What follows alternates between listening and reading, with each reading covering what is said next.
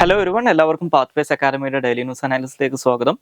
ഇന്ന് നമ്മൾ ഡിസ്കസ് ചെയ്യുന്ന topics Kakrapar atomic power station, subordinate legislation, Surat diamond bourse, Kashi Tamil Sangamam, India in artificial intelligence age, appointment of election commissioner, places in news ആയിട്ട് Wad മദാനി, Sudan. അപ്പോൾ അതിനകത്ത് ആദ്യം discuss ചെയ്യാൻ പോകുന്നത് ഈ കക്രബാർ അറ്റോമിക് പവർ സ്റ്റേഷനെ കുറിച്ചാണ്. ഈ കക്രബാർ അറ്റോമിക് പവർ സ്റ്റേഷൻ അല്ലെങ്കിൽ കക്രബാർ അറ്റോമിക് പവർ പ്ലാന്റ് എന്ന് പറയുന്നത് ഗുജറാത്തിൽ ലൊക്കേറ്റ് ചെയ്തിട്ടുള്ള ഇന്ത്യയുടെ ഒരു ന്യൂക്ലിയർ പവർ പ്ലാന്റ് ആണ്. അപ്പോൾ ഇതിപ്പോൾ ഡിസ്കസ് ചെയ്യാനുള്ള കാരണം ഇതിന്റെ 4ാമത്തെ യൂണിറ്റ്, ഈ കക്രബാർ അറ്റോമിക് പവർ പ്ലാന്റിന്റെ 4ാമത്തെ യൂണിറ്റ് ഇപ്പോൾ റീസെന്റ് ഓപ്പറേഷണലൈസ് ചെയ്തിട്ടുണ്ട്. അപ്പോൾ ആ ഒരു കോണ്ടെക്സ്റ്റിലാണ് നമ്മൾ ഇതിനെക്കുറിച്ച് ഡിസ്കസ് ചെയ്യുന്നത്. ഈ കക്രബാർ അറ്റോമിക് പവർ സ്റ്റേഷൻ എന്ന് പറയുന്നത്, അല്ലെങ്കിൽ ഇതിനകത്തുള്ള ഈ 700 മെഗാവാട്ടിന്റെ ഈ പുതിയ യൂണിറ്റ് എന്ന് പറയുന്നത് നമ്മുടെ ഇന്ത്യയിൽ പ്രൊഡ്യൂസ് ചെയ്യപ്പെട്ടിട്ടുള്ള, അല്ലെങ്കിൽ ഇന്ത്യയിലെ nuclear power corporation of India produce ചെയ്തിട്ടുള്ള ഇൻഡിജീനിയസ് ആയിട്ടുള്ള ന്യൂക്ലിയർ പവർ റിയാക്ടറുകളിലെ ഏറ്റവും വലിയ ന്യൂക്ലിയർ പവർ റിയാക്ടറാണ് ഇപ്പോൾ ഓപ്പറേഷണലൈസ് ചെയ്യപ്പെട്ടിട്ടുള്ളത്.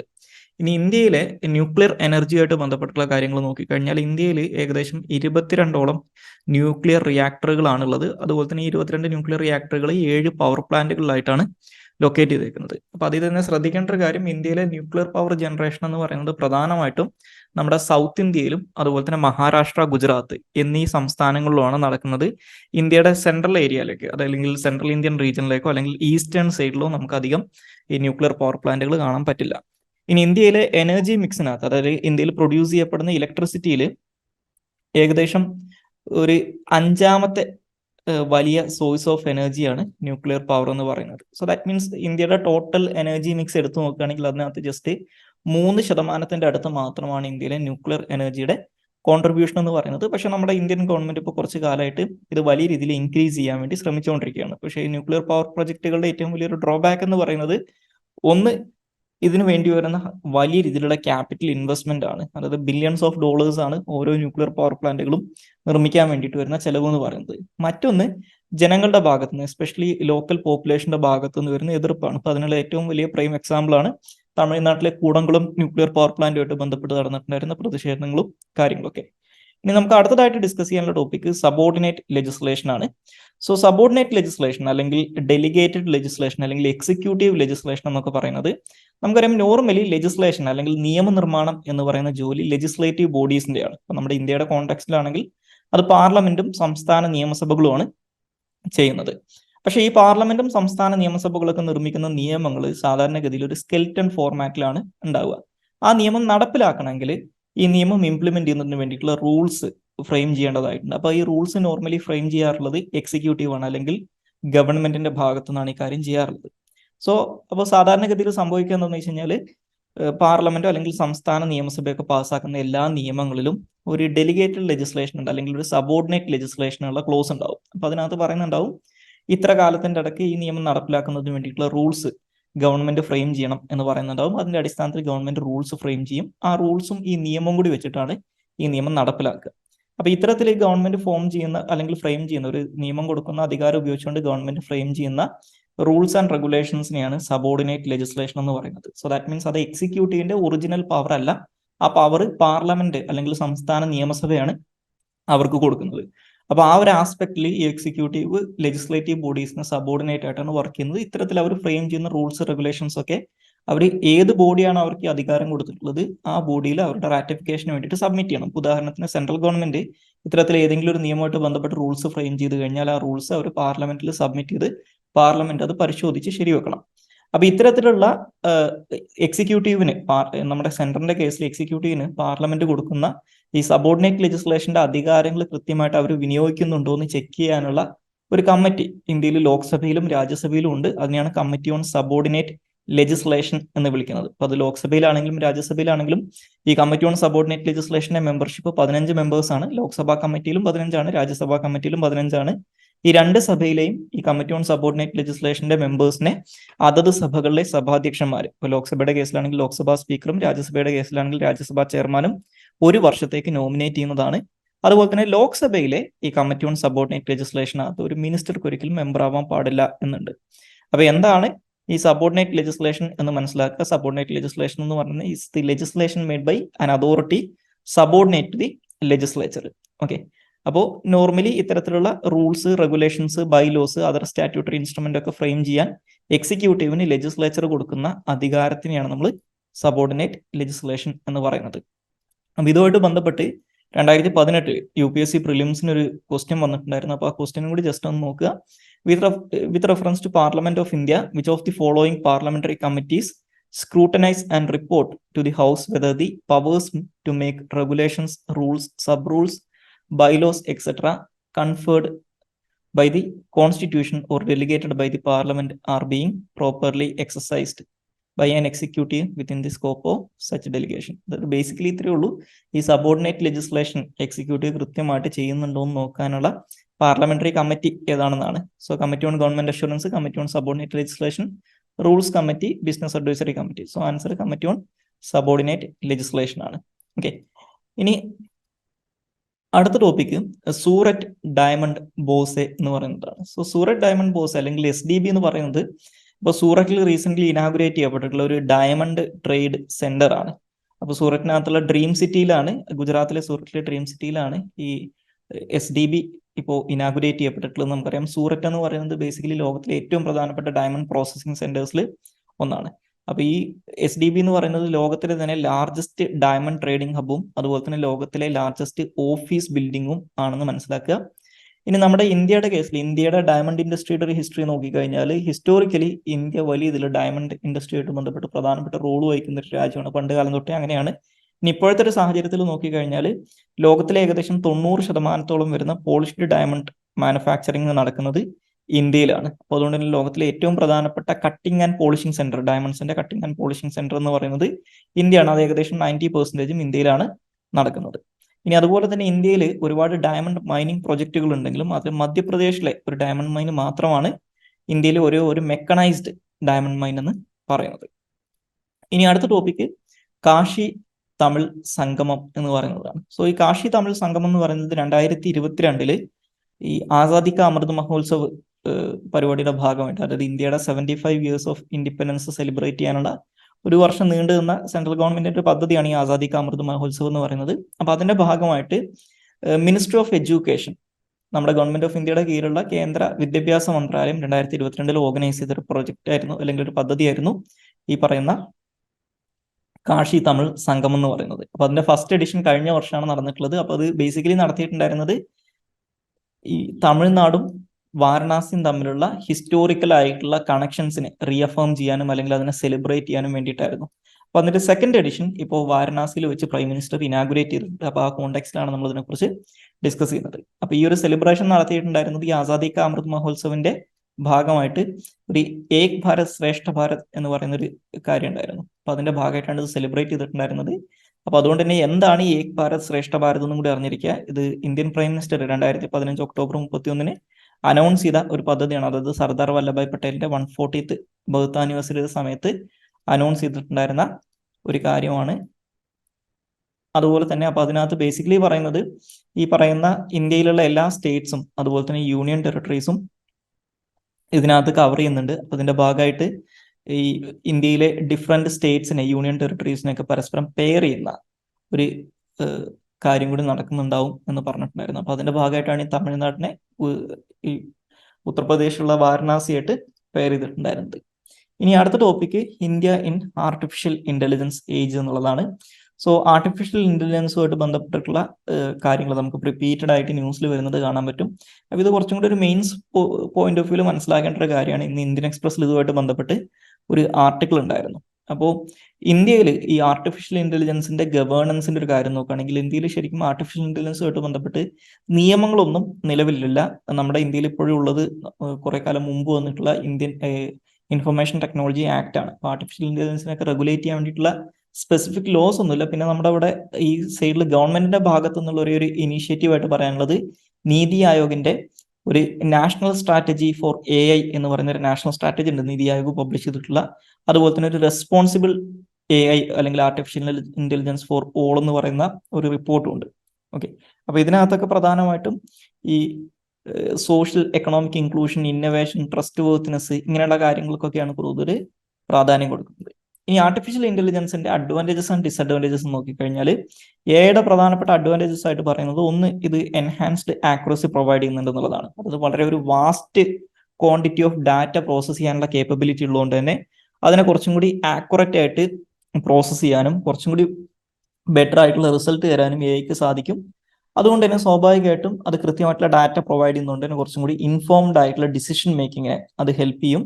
പുതിയ രീതിയിലുള്ള കാര്യങ്ങൾ കണ്ടെത്താൻ ഇത് സഹായിക്കും. അതുപോലെ തന്നെ പ്രൊഡക്ടിവിറ്റി വർദ്ധിപ്പിക്കാൻ സഹായിക്കും. കാരണം കുറെ കാര്യങ്ങളൊക്കെ ഓട്ടോമേറ്റ് ചെയ്യാൻ പറ്റുന്നുണ്ട്. അതുപോലെ തന്നെ ആർട്ടിഫിഷ്യൽ ഇന്റലിജൻസിന് അവരുടെ എക്സ്പീരിയൻസ് വെച്ചിട്ട് പുതിയ കാര്യങ്ങൾ പഠിക്കാനും അഡോപ്റ്റ് ചെയ്യാനുള്ള കേപ്പബിലിറ്റി ഉണ്ട്. ഓക്കെ, സോ ഇതൊക്കെയാണ് അതിന്റെ അഡ്വാൻറ്റേജസ് പറയുന്നത്. ഡിസഡ്വാൻറ്റേജസ് ആയിട്ട് പറയുന്ന കാര്യങ്ങൾ, ഒന്ന് സ്വാഭാവികമായിട്ടും ഇതിന്റെ ഏറ്റവും വലിയൊരു ഡിസഡ്വാൻറ്റേജ് ആയിട്ട് പറഞ്ഞൊരു കാര്യം, ഇത് നമ്മൾ താൽക്കാലികമായിട്ടുള്ള അല്ലെങ്കിൽ ഈ പറയുന്ന ഈ ഡാറ്റ പ്രോസസ്സിംഗ് പോലെ ഇപ്പൊ നിലവിൽ മാനുവലി ചെയ്തുകൊണ്ടിരിക്കുന്ന കുറെ ജോലികളുണ്ട്. ആ ജോലികളൊക്കെ ഇത് ഇല്ലാതാക്കും. അപ്പോൾ വലിയ ഇതിലുള്ള ജോബ് ഡിസ്പ്ലേസ്മെന്റ് സംഭവിക്കാനുള്ള സാധ്യത ഉണ്ട്. അതുപോലെ തന്നെ ഈ ആർട്ടിഫിഷ്യൽ ഇന്റലിജൻസിലൂടെ നമുക്ക് കിട്ടുന്ന ഡിസിഷൻ മേക്കിങ്ങിനുള്ള ഇൻപുട്ടുകൾ എന്ന് പറയുന്നത് വലിയൊരളവോളം ഈ എഐയിലേക്ക് നമ്മൾ ഫീഡ് ചെയ്യുന്ന ഇൻഫർമേഷന്റെ ആക്യുറസിയും അതുപോലെ തന്നെ എത്രത്തോളം ഇൻഫർമേഷൻ ഫീഡ് ചെയ്യുന്നു എന്നതനുസരിച്ചിരിക്കും. സോ ഈ ഡാറ്റയുടെ മുകളിലൊരു ഓവർ റിലയൻസ് ഈ എഐ ടെക്നോളജീസിനുണ്ട്. പിന്നെ മറ്റൊന്ന് സെക്യൂരിറ്റി റിസ്ക് ആണ്. കാരണം സൈബർ സെക്യൂരിറ്റി ത്രെറ്റ്സ് വലിയൊരു പ്രശ്നമാണ്. അതുപോലെ തന്നെ ചില എഐ മോഡൽസ് എങ്കിലും, ഉദാഹരണം പറഞ്ഞു കഴിഞ്ഞാൽ ഒരു ഡീപ്പ് ലേണിംഗ് ന്യൂറൽ നെറ്റ്വർക്ക് എന്ന് പറയുന്ന ഒരു മോഡൽ ഉണ്ട്. അത്തരത്തിലുള്ള മോഡൽസ് ഒക്കെ വലിയ രീതിയിൽ കോംപ്ലിക്കേറ്റഡ് ആയിട്ടുള്ള അല്ലെങ്കിൽ കോംപ്ലക്സ് മോഡൽസ് ആണ്. അപ്പോൾ ഒരു കൃത്യമായിട്ടുള്ള ഐഡിയ ആളുകൾക്ക് കൊടുക്കാത്തതുകൊണ്ട് തന്നെ ഒരു ലാക്ക് ഓഫ് ട്രാൻസ്പെറൻസി ചില എഐ മോഡൽസിലെങ്കിലും ഉണ്ടെന്ന് പറയാം.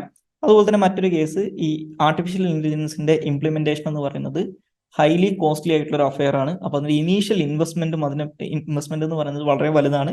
മെയിൻ്റനൻസ് കോസ്റ്റും അതേപോലെ തന്നെ വലുതാണെന്ന് മനസ്സിലാക്കുക. ഇനി അടുത്ത topic appointment of election commissioner അല്ലെങ്കിൽ അപ്പോയിന്റ്മെന്റ് ഓഫ് ഇലക്ഷൻ കമ്മീഷനാണ്. സോ ഇതിപ്പോ ഡിസ്കസ് ചെയ്യാനുള്ള കാരണം, നമ്മുടെ ഇന്ത്യൻ പാർലമെന്റിൽ രാജ്യസഭ ഇപ്പോ ഈ കഴിഞ്ഞ ഡിസംബർ 12 ഒരു chief election commission and other election the chief election commissioner and other election commissioners appointment conditions of office and terms of office bill എന്ന് പറയുന്ന ഒരു ബില്ല് പാസ്സാക്കിയിട്ടുണ്ട്. ഓക്കെ, അപ്പോൾ ആ ബില്ലിന്റെ കുറിച്ചിട്ടുള്ള കാര്യങ്ങളാണ് നമ്മൾ മെയിൻലി ഡിസ്കസ് ചെയ്യാൻ പോകുന്നത്. സോ ഈ ബില്ലിനെ കുറിച്ച് ഈ ബില്ല് വരാനുള്ള ഒരു കാരണം എന്ന് പറയുന്നത്, ഈ കഴിഞ്ഞ 2023 മാർച്ചിൽ സുപ്രീം കോടതി നമ്മുടെ ഇന്ത്യയിൽ നിലവിൽ കോൺസ്റ്റിറ്റ്യൂഷനകത്ത് ഇലക്ഷൻ കമ്മീഷനെ അപ്പോയിന്റ് ചെയ്യുന്നതിന് വേണ്ടിയിട്ട് പ്രത്യേകിച്ച് പ്രോസസ് ഒന്നും പറയുന്നില്ല. ജസ്റ്റ് ഇലക്ഷൻ കമ്മീഷനെയും മറ്റുള്ള ഇലക്ഷൻ കമ്മീഷണേഴ്സിനെയും പ്രസിഡന്റ് അപ്പോയിന്റ് ചെയ്യുന്നു മാത്രമേ പറയുന്നുള്ളൂ. ദാറ്റ് മീൻസ് ഈ യൂണിയൻ കൗൺസിൽ ഓഫ് മിനിസ്റ്റേഴ്സിന്റെ എയ്ഡ് ആൻഡ് അഡ്വൈസിന്റെ അടിസ്ഥാനത്തിൽ പ്രസിഡന്റ് ചെയ്യുന്ന ഒരു റൊട്ടീൻ ജോബ് പോലെയാണ് അത് പറയുന്നത്. പക്ഷെ നമുക്കറിയാം, ഒരു ജനാധിപത്യ രാജ്യത്തിനകത്ത് ഏറ്റവും പ്രധാനപ്പെട്ട ഒരു ഇൻസ്റ്റിറ്റ്യൂഷനാണ് ഇപ്പൊ ഇന്ത്യയെ സംബന്ധിച്ചിടത്തോളം ഇലക്ഷൻ കമ്മീഷൻ എന്ന് പറയുന്നത്. കാരണം ഏതൊരു ഡെമോക്രസിയിലും ഏറ്റവും പ്രധാനപ്പെട്ട ഒരു എലമെന്റ് ആണ് ഫ്രീ ആൻഡ് ഫെയർ ആയിട്ടുള്ള ഇലക്ഷൻസ് നടത്തുക എന്നുള്ളത്. അപ്പൊ ഇന്ത്യയിലെ ഇലക്ഷൻസ് ഇപ്പോൾ പ്രസിഡന്റിന്റെ ആണെങ്കിലും വൈസ് പ്രസിഡന്റിന്റെ ആണെങ്കിലും പാർലമെന്റ് ആണെങ്കിലും സ്റ്റേറ്റ് ലെജിസ്ലേച്ചർ ആണെങ്കിലും ഒക്കെ ഇലക്ഷൻസിനെ ഓവർസീ ചെയ്യുന്നത് അല്ലെങ്കിൽ സൂപ്പർവൈസ് ചെയ്യുന്നത് ഇലക്ഷൻ കമ്മീഷനാണ്. അപ്പൊ അതൊരു ഇൻഡിപെൻഡന്റ് ബോഡി ആയിരിക്കുക എന്നുള്ളത് നിർബന്ധമാണ്. അപ്പൊ അതുകൊണ്ട് തന്നെ ഈ ഇലക്ഷൻ കമ്മീഷന്റെ അപ്പോയിന്റ്മെന്റുമായിട്ട് ബന്ധപ്പെട്ട് പാർലമെന്റ് ഒരു നിയമം നിർമ്മിക്കുന്നത് വരെ ഇലക്ഷൻ കമ്മീഷൻ, അതായത് ചീഫ് ഇലക്ഷൻ കമ്മീഷണർ ആണെങ്കിലും മറ്റുള്ള ഇലക്ഷൻ കമ്മീഷണേഴ്സിനെ ആണെങ്കിലും അപ്പോയിന്റ് ചെയ്യാൻ വേണ്ടിയിട്ട് പ്രസിഡന്റിന് അഡ്വൈസ് കൊടുക്കാൻ ഒരു സെലക്ഷൻ കമ്മിറ്റിനെ കോൺസ്റ്റിറ്റ്യൂട്ട് ചെയ്യാൻ വേണ്ടി സുപ്രീം കോടതി 2023 മാർച്ചിൽ പറഞ്ഞിട്ടുണ്ടായിരുന്നു. അപ്പോൾ സുപ്രീം കോടതി റെക്കമെൻഡ് ചെയ്തിട്ടുണ്ടായിരുന്നു, അല്ലെങ്കിൽ സുപ്രീം കോടതി വിധിയിലൂടെ എസ്റ്റാബ്ലിഷ് ചെയ്യപ്പെട്ട സെലക്ഷൻ കമ്മിറ്റി എന്ന് പറയുന്നത് പ്രൈം മിനിസ്റ്റർ, ലോക്സഭയിലെ ലീഡർ ഓഫ് ഓപ്പോസിഷൻ, അതുപോലെ തന്നെ ചീഫ് ജസ്റ്റിസ് ഓഫ് ഇന്ത്യ എന്നീ 3 പേരടങ്ങുന്ന ഒരു സെലക്ഷൻ കമ്മിറ്റി ആയിരുന്നു സുപ്രീം കോടതി പ്രപ്പോസ് ചെയ്തിട്ടുണ്ടായിരുന്നത്. സോ ആ ഒരു സെലക്ഷൻ കമ്മിറ്റിയിൽ നിന്ന് റീപ്ലേസ് ചെയ്തിട്ട് പുതിയൊരു സെലക്ഷൻ കമ്മിറ്റിയെ കൊണ്ടുവരാനും, അതുപോലെ തന്നെ 1991 ഇതേ പേരിൽ ഇന്ത്യൻ പാർലമെന്റ് പാസ്സാക്കിയിട്ടുള്ള ഇലക്ഷൻ കമ്മീഷനുമായിട്ട് ബന്ധപ്പെട്ടിട്ടുള്ള ഒരു നിയമമുണ്ട്. ആ നിയമത്തിനെ റീപ്ലേസ് ചെയ്യാനും കൂടി വേണ്ടിയിട്ടാണ് ഈ പുതിയ ബില്ല് ഇപ്പോൾ അവതരിപ്പിക്കപ്പെട്ടിട്ടുള്ളത്. അപ്പൊ ഈ ബില്ലിനെ കുറിച്ച് പറയുന്നതിന് മുമ്പായിട്ട് ഇന്ത്യൻ കോൺസ്റ്റിറ്റ്യൂഷനകത്ത് ഇലക്ഷൻ കമ്മീഷനെ കുറിച്ച് പറയുന്ന ബേസിക് ആയിട്ടുള്ള ചില കാര്യങ്ങളൊന്നും അറിഞ്ഞിരിക്കുക. ഒന്നാമത്തെ കാര്യം എന്ന് പറയുന്നത്, ഇന്ത്യൻ കോൺസ്റ്റിറ്റ്യൂഷന്റെ പാർട്ട് 15 ആർട്ടിക്കിൾ 324 തൊട്ട് 329 വരെയുള്ള ആർട്ടിക്കിൾസിലാണ് ഇലക്ഷൻസിനെ കുറിച്ച് അല്ലെങ്കിൽ തിരഞ്ഞെടുപ്പുകളെ കുറിച്ചും ഇലക്ഷൻ മിഷനറിയെ കുറിച്ചും പറയുന്നത്. അപ്പൊ അതിൽ ആർട്ടിക്കിൾ 324 ഇലക്ഷൻ കമ്മീഷൻ ഓഫ് ഇന്ത്യയെ കുറിച്ച് പറയുന്നത്. അപ്പൊ ആർട്ടിക്കിൾ 324 അനുസരിച്ച് ഇന്ത്യൻ പ്രസിഡന്റ് ആണ് ഇലക്ഷൻ കമ്മീഷനെ അപ്പോയിന്റ് ചെയ്യുന്നത്. അപ്പൊ അതിനകത്ത് പറയുന്നത് ഇന്ത്യൻ പ്രസിഡന്റ് ഇലക്ഷൻ കമ്മീഷനെ അപ്പോയിന്റ് ചെയ്യുന്നു. അപ്പോൾ ഇലക്ഷൻ കമ്മീഷൻ എന്ന് പറയുന്നത് നോർമലി ഒരു സിംഗിൾ മെമ്പർ ബോഡി ആയിരിക്കും. പക്ഷേ ഇന്ത്യൻ പ്രസിഡന്റിന് വേണമെങ്കിൽ അഡീഷണൽ ഇലക്ഷൻ കമ്മീഷണേഴ്സിനെ കൂടി അപ്പോയിന്റ് ചെയ്യാൻ പറ്റും എന്ന് പറയുന്നുണ്ട്. സോ 1950 ഇലക്ഷൻ കമ്മീഷൻ നിലവിൽ വന്നതിന് ശേഷം 1989 വരെ ഈ ഇലക്ഷൻ കമ്മീഷൻ എന്ന് പറയുന്നത് ഒരു സിംഗിൾ മെമ്പർ ബോഡി ആയിരുന്നു. പക്ഷെ 1988 ഇന്ത്യൻ പാർലമെന്റ് പാസ്സാക്കിയിട്ടുള്ള 61st കോൺസ്റ്റിറ്റ്യൂഷണൽ അമെന്റ്മെന്റിലൂടെ ഇന്ത്യയിലെ വോട്ടിംഗ് ഏജ് 21 വയസ്സിൽ നിന്ന് 18 വയസ്സായിട്ട് റെഡ്യൂസ് ചെയ്യുന്നുണ്ട്. അപ്പൊ ആ സമയത്ത് വന്നിട്ടുള്ള ജോലി ഭാരം കണക്കിലെടുത്തുകൊണ്ട് 1989 ചരിത്രത്തിൽ ആദ്യമായിട്ട് ഈ ഇലക്ഷൻ കമ്മീഷന്റെ കൂടെ 2 ഇലക്ഷൻ കമ്മീഷണേഴ്സിനും കൂടി പ്രസിഡന്റ് അപ്പോയിന്റ് ചെയ്യുന്നുണ്ട്. അപ്പൊ അങ്ങനെയാണ് ഇത് ആദ്യമായിട്ട് ഒരു മൾട്ടി മെമ്പർ ബോഡി ആയിട്ട് മാറുന്നത്. അപ്പൊ അങ്ങനെ ആകുമ്പോൾ ഈ ഒരാൾ ചീഫ് ഇലക്ഷൻ കമ്മീഷണർ എന്ന് അറിയപ്പെടും, മറ്റുള്ളവരെ ഇലക്ഷൻ കമ്മീഷണേഴ്സ് എന്ന് വിളിക്കും. ഇദ്ദേഹം ഇതിന്റെ ഇലക്ഷൻ കമ്മീഷൻ ചെയർമാനായിട്ട് പ്രവർത്തിക്കുകയും ചെയ്യും. പക്ഷേ 1989 ഇത്തരത്തില് ഒരു മൾട്ടി മെമ്പർ ബോഡിയാക്കി മാറ്റിയെങ്കിലും ഏതാനും മാസങ്ങൾക്കകത്ത് 1990 തുടക്കത്തിൽ തന്നെ വീണ്ടും പഴയ പോലെ ഇതിന്റെ ഒരു സിംഗിൾ മെമ്പർ ബോഡിയാക്കി മാറ്റി. അതായത് ചീഫ് ഇലക്ഷൻ കമ്മീഷണർ മാത്രമുള്ള ഒരു ബോഡിയാക്കി മാറ്റി. പിന്നീട് 1993 വീണ്ടും 2 അഡീഷണൽ ഇലക്ഷൻ കമ്മീഷണേഴ്സിനും കൂടി അപ്പോയിന്റ് ചെയ്ത് നമ്മൾ ഇന്ന് കാണുന്നത് പോലെ ഇതിന്റെ ഒരു 3 മെമ്പർ ബോഡിയായിട്ട് മാറ്റുന്നത്. അപ്പൊ 3 മെമ്പർ ബോഡി എന്ന് പറഞ്ഞു കഴിഞ്ഞാൽ അതിനകത്ത് ഒരു ചീഫ് ഇലക്ഷൻ കമ്മീഷണറും 2 ഇലക്ഷൻ കമ്മീഷണേഴ്സുമാണ് ഉണ്ടാവുക. അപ്പോൾ ഇതൊരു കമ്മിറ്റി ആയിട്ടാണ് വർക്ക് ചെയ്യുക. അപ്പോൾ ഈ കമ്മിറ്റി ആയിട്ട് വർക്ക് ചെയ്യുന്ന സമയത്ത് ഈ chief election commissioner election commission ചെയർമാനായിട്ട് ഇരിക്കും. അപ്പോൾ ഇതിനകത്ത് ഡിസിഷൻസ് ഒക്കെ എടുക്കുന്നത് മെജോറിറ്റി ഡിസിഷൻ ആണ്. ഇദ്ദേഹത്തിന് ഈ ചെയർമാന് പ്രത്യേകിച്ച് എക്സ്ട്രാ പവേഴ്സ് ഒന്നുമില്ല. ഇവരുടെ സർവീസ് കണ്ടീഷൻസും കാര്യങ്ങളെല്ലാം തന്നെ സിമിലർ ആണ്. ചെറിയ ചില ഡിഫറൻസസ് ഉള്ളൂ. ഇവരുടെ സാലറി അലവൻസസ് എല്ലാം തന്നെ സിമിലർ ആണ്. ഇനി ഒരു കാര്യം മനസ്സിലാക്കേണ്ടത്, ഇന്ത്യൻ കോൺസ്റ്റിറ്റ്യൂഷനകത്ത് ഈ ഇലക്ഷൻ കമ്മീഷനെ കുറിച്ച് ഇങ്ങനെ പറയുന്നുണ്ടെങ്കിലും ഈ ഇലക്ഷൻ കമ്മീഷന്റെ ക്വാളിഫിക്കേഷൻസിനെ കുറിച്ചോ ഈവൻ ഇന്ത്യൻ പൗരനായിരിക്കണം എന്ന് പോലും എവിടെയും പറയുന്നില്ല. ഒരു ക്വാളിഫിക്കേഷനും പറയുന്നില്ല. അതുപോലെ തന്നെ അപ്പോയിന്റ് ചെയ്യുന്ന പ്രോസസ്സ് പറയുന്നില്ല. അതുപോലെ തന്നെ ഇവരുടെ സർവീസ് കണ്ടീഷനും ടെന്യൂറും പറയുന്നില്ല. അതൊക്കെ ഇന്ത്യൻ പാർലമെന്റും പ്രസിഡന്റും കൂടി തീരുമാനിക്കുന്നതാണ് പറഞ്ഞേക്കുന്നത്. സോ പാർലമെന്റ് പാസ്സാക്കിയിട്ടുള്ള നിയമം അനുസരിച്ച് ഇലക്ഷൻ കമ്മീഷന്റെ ടെന്യൂർ എന്ന് പറയുന്നത് 6 വർഷം വരെയോ അല്ലെങ്കിൽ 65 വയസ്സ് വരെയോ ആണ്. സോ നിലവിൽ ഇവരുടെ സർവീസ് കണ്ടീഷനായിട്ട് പറയുന്നത് സുപ്രീം കോടതി ജഡ്ജിമാരുടെ ഈക്വൽ സാലറി ആയിരിക്കും ഇവരുടെ ശമ്പളവും അതുപോലെ തന്നെ ബാക്കിയുള്ള സർവീസ് കണ്ടീഷൻസും ആണ്. ഇനി കോൺസ്റ്റിറ്റ്യൂഷനകത്ത് ആ കൂടി പറയുന്നത് ഇവർക്കൊരു സെക്യൂരിറ്റി ടെയർ പ്രൊവൈഡ് ചെയ്യുന്നുണ്ട്. അതായത് സുപ്രീം കോടതിയിലെ ഒരു ജഡ്ജിനെ റിമൂവ് ചെയ്യുന്ന അതേ കാരണങ്ങളുടെ പേരിൽ അതേ രീതിയിൽ മാത്രമേ ഇവരെ റിമൂവ് ചെയ്യാൻ പറ്റൂ എന്ന് പറയുന്നുണ്ട്. സോ ഇതാണ് ഇലക്ഷൻ കമ്മീഷനുമായിട്ട് ബന്ധപ്പെട്ട് കോൺസ്റ്റിറ്റ്യൂഷനകത്ത് പറയുന്ന കാര്യങ്ങൾ. അപ്പൊ അതുകൊണ്ട് തന്നെ ഇത്തരത്തിൽ ഈ ഏറ്റവും പ്രധാനപ്പെട്ട ഒരു ബോഡിയായിട്ട് പോലും ഇലക്ഷൻ കമ്മീഷനെ കുറിച്ച് ഇത്രയും കുറച്ച് കാര്യങ്ങൾ മാത്രമേ കോൺസ്റ്റിറ്റ്യൂഷനകത്ത് പറയുന്നുള്ളൂ എന്നുള്ളതുകൊണ്ട്, അല്ലെങ്കിൽ പ്രധാനപ്പെട്ട പല കാര്യങ്ങളും കോൺസ്റ്റിറ്റ്യൂഷനകത്ത് ആബ്സെന്റ് ആണെന്നുള്ളതുകൊണ്ട് തന്നെ ഇതിന് ചില ക്രിറ്റിസിസംസ് ഉണ്ട്. ഒന്നാമത്തെ ക്രിറ്റിസിസം എന്ന് പറയുന്നത് നേരത്തെ സൂചിപ്പിച്ചതുപോലെ ഇലക്ഷൻ കമ്മീഷന് പ്രത്യേകിച്ച് ഒരു ക്വാളിഫിക്കേഷനും പറഞ്ഞിട്ടില്ല. 2, ഇതുവരെ ഇത്രയും കാലം ഇലക്ഷൻ കമ്മീഷൻ അപ്പോയിന്റ് ചെയ്തുകൊണ്ടിരിക്കുന്നത് കൗൺസിൽ ഓഫ് മിനിസ്റ്റേഴ്സിന്റെ യൂണിയൻ കൗൺസിൽ ഓഫ് മിനിസ്റ്റേഴ്സിന്റെ എയ്ഡ് ആൻഡ് അഡ്വൈസിന്റെ അടിസ്ഥാനത്തിൽ പ്രസിഡന്റ് ആണ്.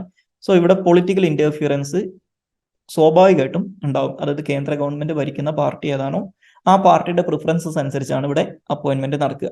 ഇനി മറ്റൊന്ന്, ഈ ഇന്ത്യൻ കോൺസ്റ്റിറ്റ്യൂഷനിൽ പ്രധാനപ്പെട്ട ജോലികളൊക്കെ ചെയ്യുന്ന അല്ലെങ്കിൽ പ്രധാനപ്പെട്ട കോൺസ്റ്റിറ്റ്യൂഷണൽ പൊസിഷൻസിൽ ഇരിക്കുന്ന ആൾക്കാരുടെ ഒക്കെ ഇമ്പാർഷ്യാലിറ്റി ഉറപ്പുവരുത്താൻ വേണ്ടിയിട്ട് ഇപ്പൊ CAG സുപ്രീം കോടതി ജഡ്ജിമാരുടെ ഒക്കെ കേസിൽ പറയുന്ന ഒരു കാര്യമാണ്, അവർ വൺസ് റിട്ടയർ ചെയ്ത് കഴിഞ്ഞാൽ പിന്നീട് അവരെ ഗവൺമെന്റ് ഓഫീസസിലൊന്നും അപ്പോയിന്റ് ചെയ്യാൻ പാടില്ല എന്നുള്ളത്.